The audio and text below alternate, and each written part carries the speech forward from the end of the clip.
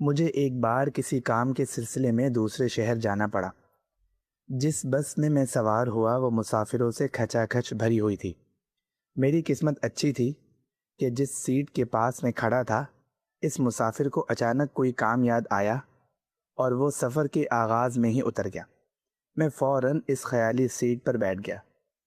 ارد گرد کے لوگ مجھے خوش قسمت سمجھ رہے تھے کیونکہ مجھے ان کے بعد آنے کے باوجود سیٹ مل گئی تھی۔ ابھی بس شہر سے باہر نکلی ہی تھی کہ ایک خاتون بس میں سوار ہوئی۔ وہ آہستہ آہستہ دروازے سے ہوتی ہوئی میرے پاس آ کر کھڑی ہو گئی۔ مجھے یہ دیکھ کر افسوس ہوا کہ کسی نے بھی اسے سیٹ آفر نہیں کی۔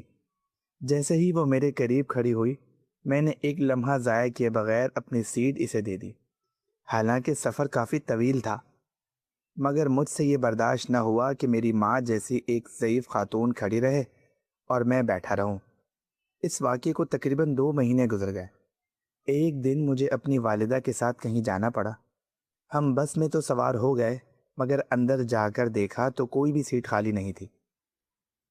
میں سوچ ہی رہا تھا کہ کنڈکٹر سے کہہ کر بس رکوا دوں تاکہ ہم اتر جائیں کہ اچانک میرے ساتھ بیٹھے ایک صاحب اٹھ کھڑے ہوئے اور کہنے لگے، بیٹا ماں جی کو یہاں بٹھا دو۔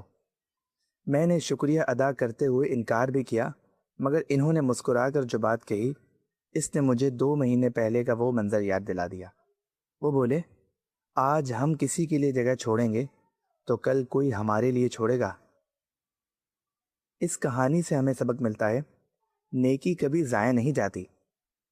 جو ہم دوسروں کے لیے آسانی پیدا کرتے ہیں وہی آسانی کسی نہ کسی صورت میں ہمارے پاس لوٹ کر ضرور آتی ہے۔